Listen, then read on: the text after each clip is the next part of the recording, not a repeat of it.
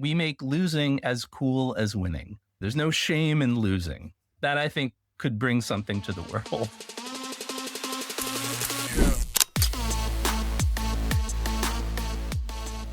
Welcome back to another edition of the Business of Betting podcast. I'm your host, Jeff Edelstein, senior analyst at InGame. I'm joined today by the founder and CEO of Loserball, Jonathan Gruber. Jonathan, good afternoon. Thanks for joining us today. Thanks for having me on, Jeff. A pleasure.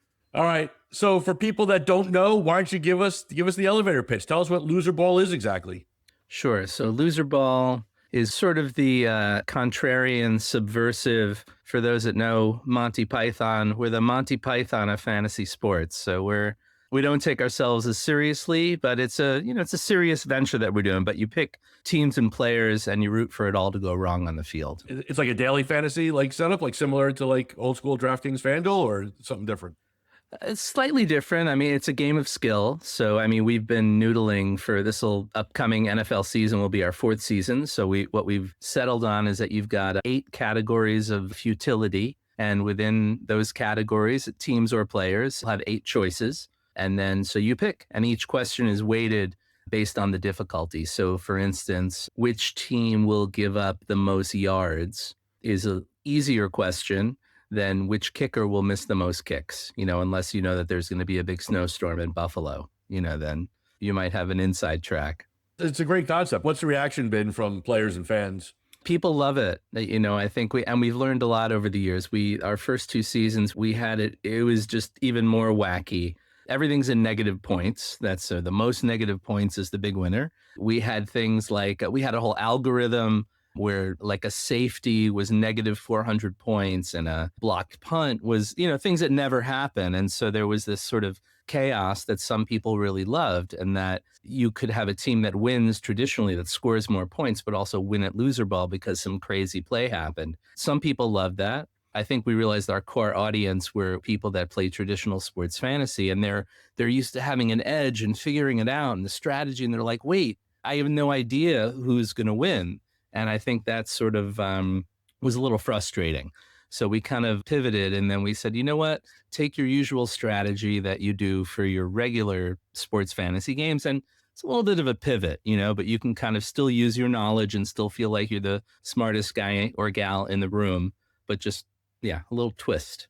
Where did the genesis of this idea come from? Just season after season of being in the bottom rung of your fantasy league or something like that? Well, I always say I've been building my whole life for this because I grew up being a Boston Red Sox and Syracuse basketball fan. But, things have changed. But, my formative years, was the pain of losing. So a buddy of mine, I had played fantasy a long time ago. I think it was early basketball. So I would go down and get the West Coast scores from the newspapers. That's how long ago it was. And it just got too serious, too complicated, too much time, spent on it. And so a buddy of mine just said, let's just pick a team to lose. Whichever team loses is the winner.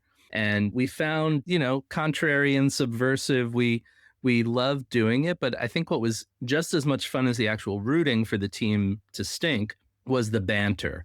So we would just sort of use the same old sports cliches, but in different ways. So, this week my team has the home field disadvantage, or, there's no chemistry in the locker room, or my team collapsed when they scored all these points. So that was great. And then I came upon the Loserball dynasty that is the Cleveland Browns.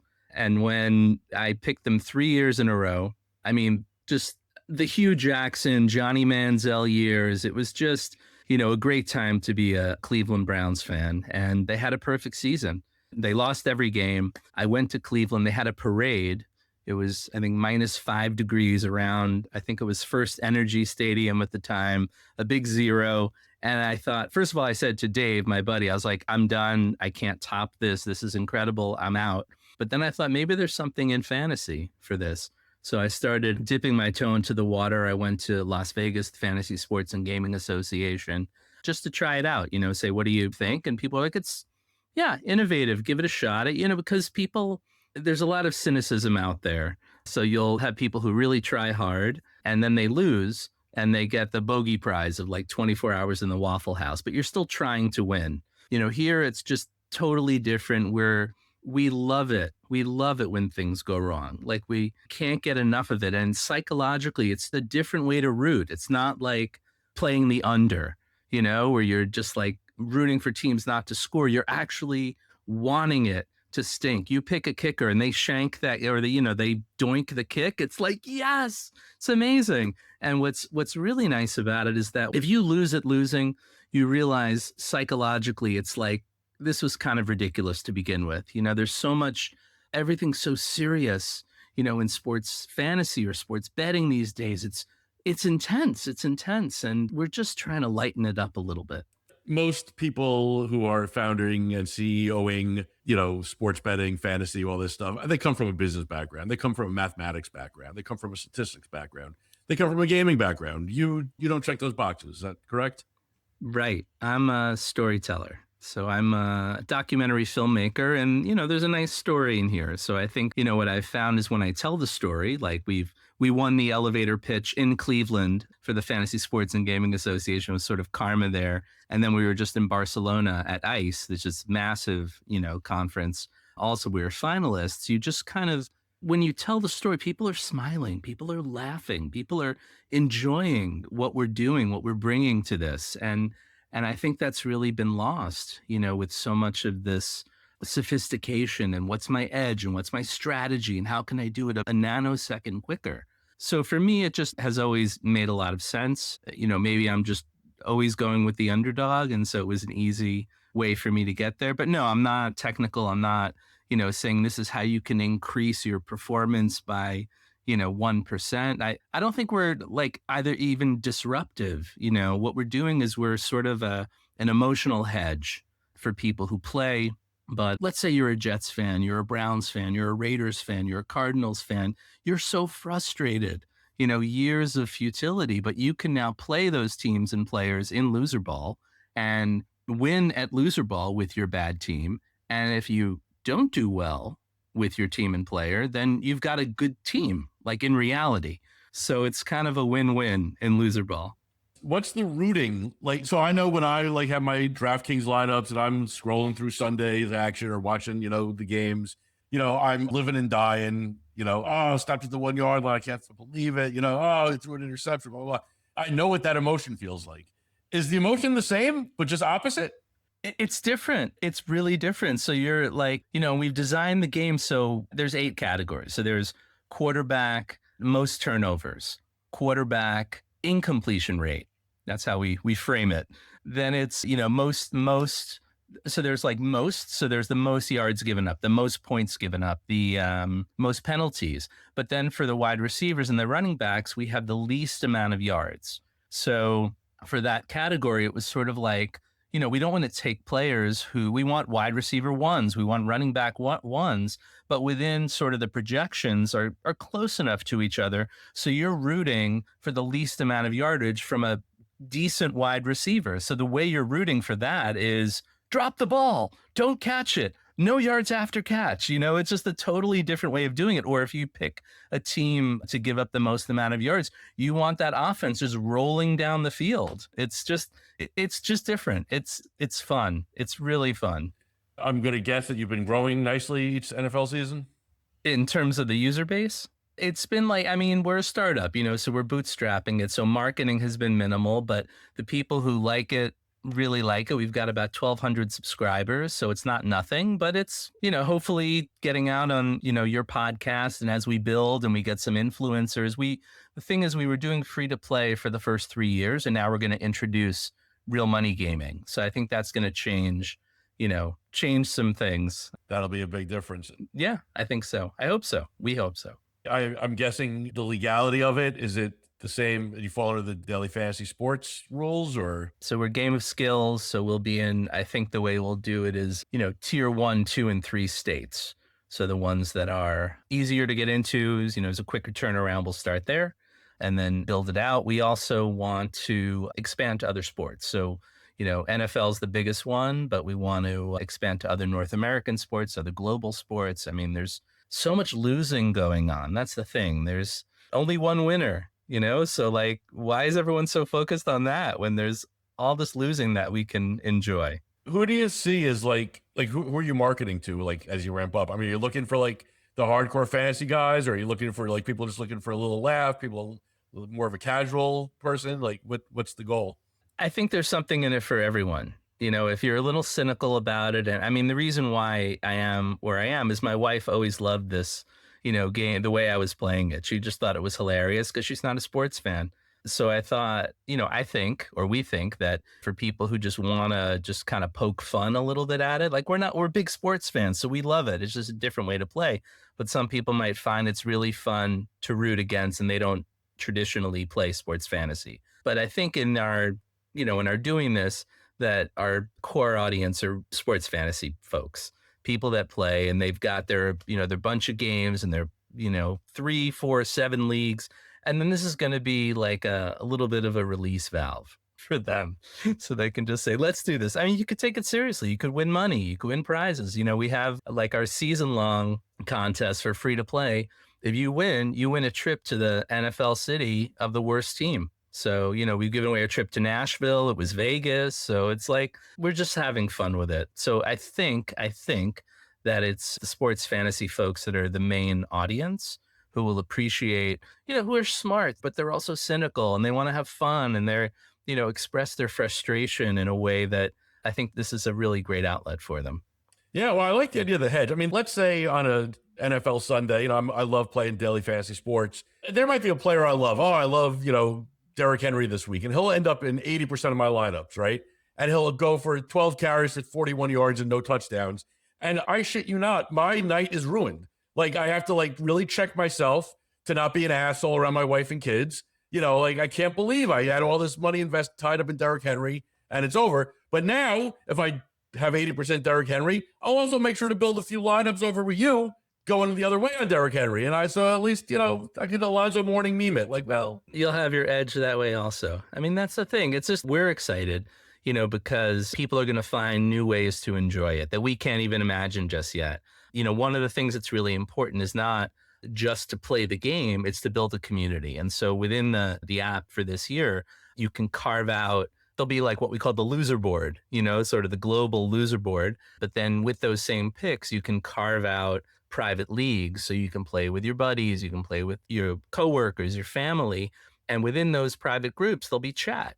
So you can trash talk, you can just have fun doing it. Because that's like what's great. You can like coming up with these cliches that you've used your whole life in one way. It's just totally different. And then like the players, you just like, I remember I don't know why I remember, but the Carolina Panthers, the Chris Wenke led Carolina Panthers from 20 years ago or something like that. They won their first game. So I picked them, to lose more games. They won their first game and then they lost 15 in a row. It was just fantastic. Chris Wenke was leading them to losing every week and they just had what it takes. That's what it is. So. Yeah, I feel like you should find an influencer in waiting to do like a reverse sports center, like, recap of the games, like all the horrors that befell players on that Sunday. Well, yeah, and for us, they're not horrors; they're glorious gaffes or magnificent mess ups. It's like we love when it happens like that. It's great that I'm a content guy. That's what I do. So I think that there's a huge part of this is to bring people the joy in how we present it. So we have been talking about doing a Sunday morning pregame show, a Loserball game. And exactly like that, like, how do you play it? What are the strategies? Like, Baker Mayfield, he loves throwing those pick sixes. He could be your guy week in and week out. Or, just like random stats that we've compiled. Like, do you know which team has given up the most 300-yard passing games in the last 5 years? Who would you surmise could be that team? Most 300-yard passing games. I'm going to say that it's probably a good team, because they're winning and teams have to throw against them. So I'll go with the Chiefs. It's the Panthers. All right, so I was 1,000% wrong. So I would have won.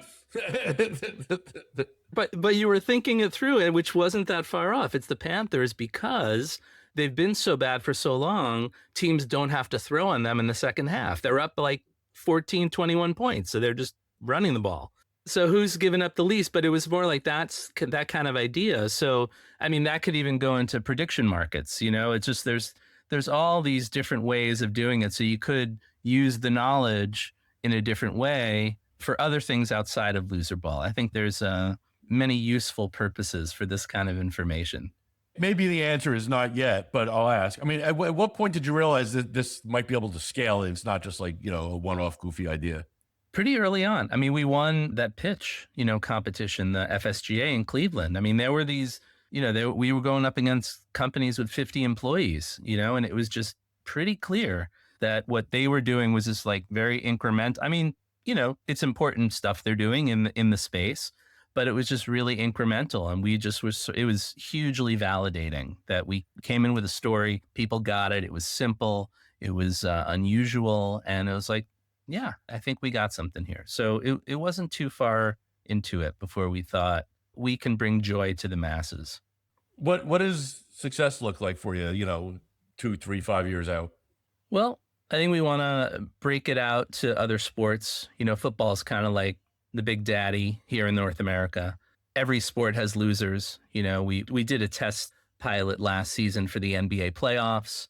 You can do it for global soccer. You can do it for cricket. You can do it for all sorts of. So we'd like to expand. I'd like to have a lot of content. I don't have in terms of metrics, I don't really have a number necessarily. We've got projections, things like that, but just want people to kind of have Loserball, think of Loserball as a serious venture with not as serious outcomes. The daily fantasy space has gotten a little stale in recent years as the companies that spearheaded it, I'm talking DraftKings, FanDuel, are seeing much more, profits being made over in sports betting and casino and things of the like. And we're recording this a few weeks after, and it'll come out a few weeks after that still. But Underdog recently went through a round of layoffs where they lost some people in their daily fantasy draft portion of their product. Runner Grinders let go of a bunch of people on the daily fantasy side. And you're looking to kind of break in with, with the same kind of people.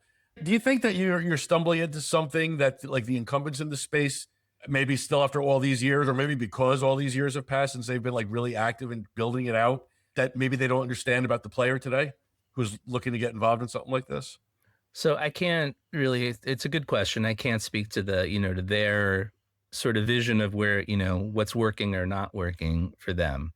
I know that we have something that is fun and innovative. And I think that's something that really what we're selling is a feeling.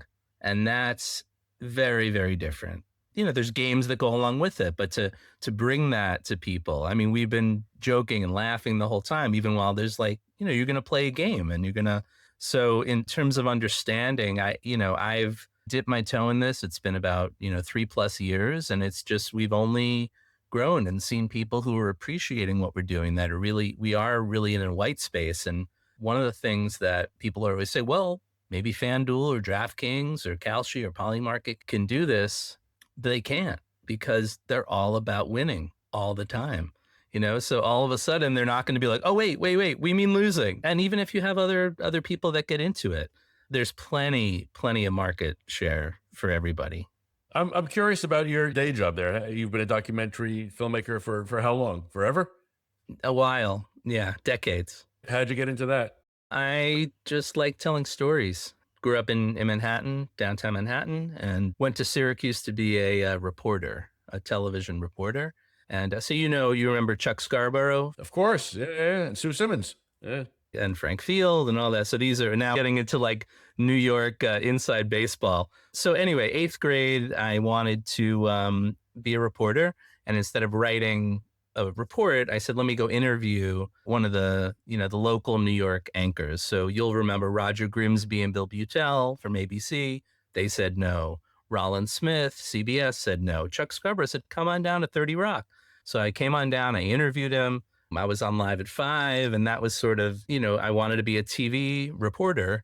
Thank God I didn't get a job. I almost got a job in Idaho Falls. Local news is just, I realized I didn't want to tell stories in 2 or 3 minutes, and I didn't want to be on camera. So that sort of pivoted to documentary filmmaking. I have my own production company, and I've been doing it for a really long time. And Loserball was just sort of, let's try it out. I mean, what's interesting is that someone pointed it out to me, even though this is my first, startup, I've made 9 films. Every one of those films is a startup. You've got to figure it out. What's the idea? How do you get the funding? How do you go from A to B to C to Z? So this is really my 10th startup. There's a lot of similar activities or ways of moving forward with a film, as a documentary film at least, as there is with Loserball. Do the ideas come to you, or do you suss them out yourself? Yes. There's some that I have come up with and done, and some that people come to me. Do you have a favorite of the 9 that you've done? Always the last one. I just did one on Senator Joe Lieberman, who is, a fascinating guy. And for people who don't know, he was a Connecticut senator. I call him sort of a radical centrist in that he was willing to work with people on the right, on the left, was a nice guy, a man of faith, and was really, like, unfortunately, a victim of what we see today in politics is a sort of purity politics. It doesn't matter that he voted with the Democrats 90% of the time. He voted for the Iraq war. Like, this is obviously has nothing to do with sports betting, but you're asking. So, and he said, I'm voting for the Iraq war, and I don't think it was a mistake. And he got primaried. He wound up winning as an independent, which was also kind of, never been done before. But this sort of like, if you're not with me on everything, then you're my mortal enemy. That's kind of what we see in politics today. Well, I think it's kind of what we see more on the left than the right, incredibly. I feel like, and you're talking about getting away from sports betting, but if you're on the right, if you're MAGA, it doesn't matter if you're gay, if you're black, it doesn't matter. If you're MAGA, you're MAGA. Whereas on the left, if you don't think, somebody should be playing volleyball who may or may not have been born this way, you're out, And I think the left, and I speak as someone, Lieberman left, I suppose, they're kicking themselves in the ass by these purity tests, I'm waiting for the one politician to stand up and say, I think there's a middle ground. I think I might be waiting a very long time. Well, I think someone like John Fetterman, senator from Pennsylvania, is a guy who's socially liberal, but willing to buck his party on certain things. He's like in the Lieberman mold. And what's interesting to me about the film, we had a theatrical release. Newsmax, I don't know if your viewers know what Newsmax is, but it's to the right of Fox. And I'm center left. That's kind of where I think of myself. Newsmax aired the film. And this is like, again, a moderate, a bipartisan who voted with the Democrats 90% of the time. Newsmax is putting that story on their channel, which really says a lot about them. Whereas, some of the mainstream channels look at Joe Lieberman as a traitor, that, he didn't vote for the public option on Obamacare. He supported John McCain, his longtime friend, over Barack Obama. He was, one of the leading voices in No Labels, which is a third party to put a third party presidential candidate on the ballot, which the Democrats felt was going to, make them lose the election. So that's how a lot of Democrats, they hate him. They hate him. And it's challenging when we live in a country that can't figure out how to talk to each other and say, like, what can we agree on? What can we move forward with? And let's at least be civil to each other instead of, just that everyone is my mortal enemy. It's toxic. Are you still making films? Yeah. Can you say what's next? Well, so this is another reason why Loserball is so good for me, because a lot of my topics are very serious. If I like it, maybe I'll angle for an executive producer credit. Let's hear it. Let's pitch it. Let's go. Jeff, we're, anyone that wants to bring the funding, we're happy to have you on board. Well, and for Loserball too. So the project I've been working on, this is sort of my Moby Dick. And someone said to me the other day, it's like, that Ahab dies in the end, right? It's like, yeah, I know this film might kill me. It's called The Godfather of Sarin gas, the chemical weapon. So it's a heartwarming story that all your sports fantasy fans want to hear about. But it's the history of that, which is, it was discovered and scaled up by 4 Germans during World War II. It actually stands for 4 Germans, Sarin, Sarin. And the A in Sarin is a guy named Otto Ambros, who actually ran his own concentration camp as part of this company, IG Farben, which was a massive chemical corporation, a business venture at Auschwitz to make synthetic rubber. And so it's like this triple helix story of Otto Ambros and Sarin and IG Farben, which still, it's today. Like, it was used by Saddam Hussein. It was used in the Japanese train system in the 90s. Syria Bashar al-Assad used it in Syria in 2013. And I am sure that people that came for sports have turned this off at this point. They haven't. I'm guaranteeing they have not, because listen, I got news for you. When I took over this podcast, half a year ago, I said, I'm only doing it if I'm allowed to talk about things other than the business of betting. Because of course I want to hear about Loserball and I want to hear about what everyone's doing in the business. But I'm also interested in what's going on in somebody's life, and I think so are listeners. I could listen to business of betting like podcast all day long, and I would not hear one word about Sarin. I'm glad I did. Fair enough. Fair enough. I'm going to pass, though. I'm looking for something a little lighter for my first executive producer credit. I'm thinking about it. Yeah. I have to think about one of my comedy documentaries. So yeah, I have other stuff we could talk about, but thanks for pushing me on it.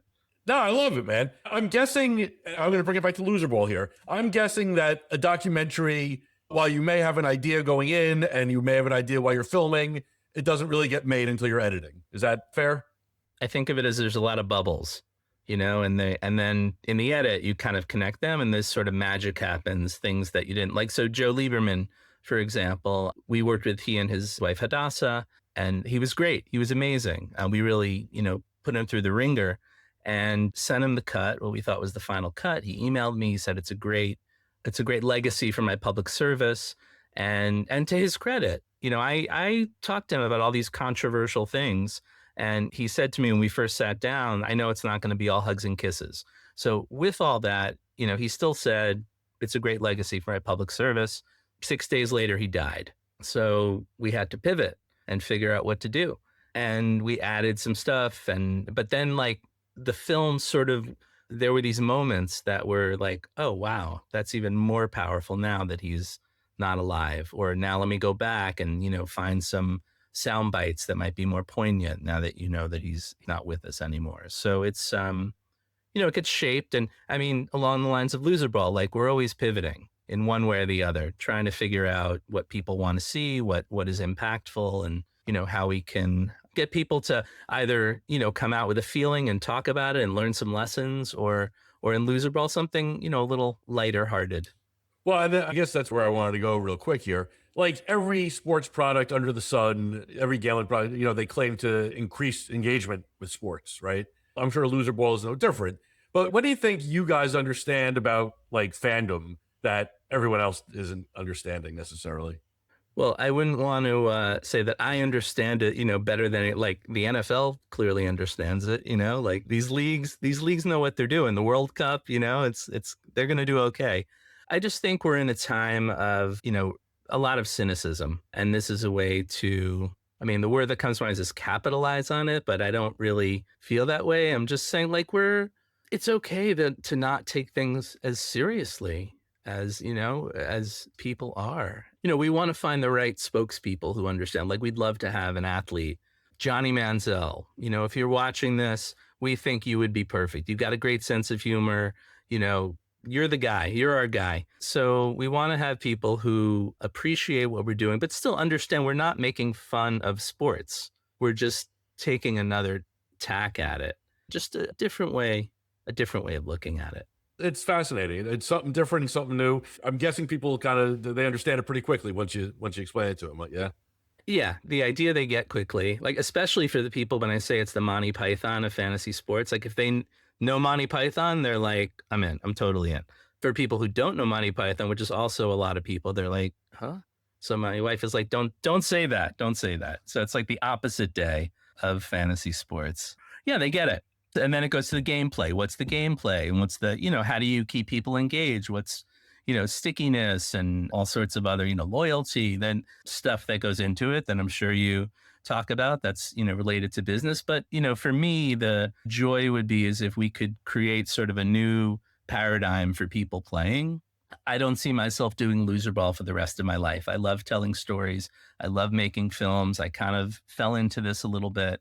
Would love to create something, bring it to scale, get that concept out there of, we make losing as cool as winning.